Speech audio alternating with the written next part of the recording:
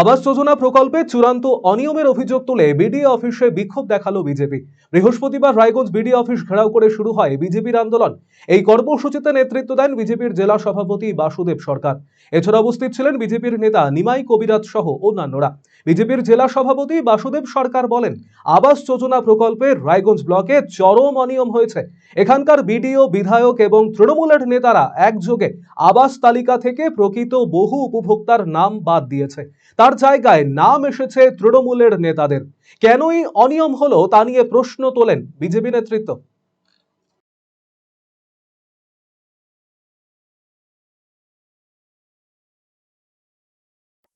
আবাস যোজনার ঘর রায়গঞ্জ ব্লকে আবাস যোজনার ঘরকে কেন্দ্র করে রায়গঞ্জ ব্লকের বিডিও, তৃণমূলের বিধায়ক, তৃণমূলের বুথ সভাপতি, তৃণমূলের পঞ্চায়েত সভাপতি, তৃণমূলের ব্লক সভাপতি তাদের কথায় যেভাবে নাম কেটেছে তার প্রতিবাদে ঘর প্রাপকদের সাথে নিয়েছে। দেখুন, বয়স্ক মহিলারা হাতে কাগজ নিয়ে এসছে।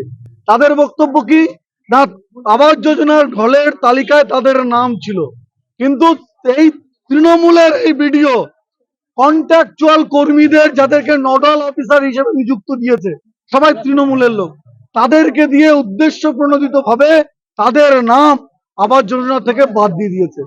তারা যাতে আবাস যোজনার ঘর পায়, তৃণমূলের নেতারা যারা দোতলা বাড়ির অধিকারী, পাকা বাড়ির অধিকারী, তাদের নামেও ঘর এসছে। মানে সার্ভে করে তাদের নামও এখানে ইনক্লুড করেছে, প্রাপকদের নাম বাদ দিয়ে। সেই তথ্য সম্বলিত কাগজপত্র নিয়ে আমাদের প্রতিনিধি দল চোর ভিডিওর কাছে দেখা করতে গেছে তাদের দাবি নিয়ে। এই চোর ভিডিও পালিয়েছে।